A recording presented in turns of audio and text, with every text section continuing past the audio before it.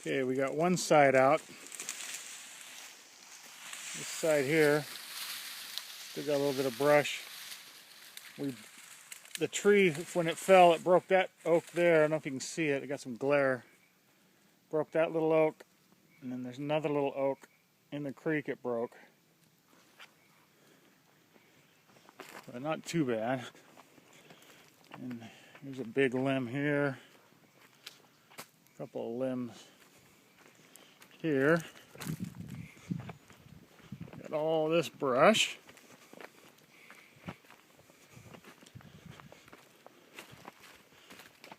The trunk.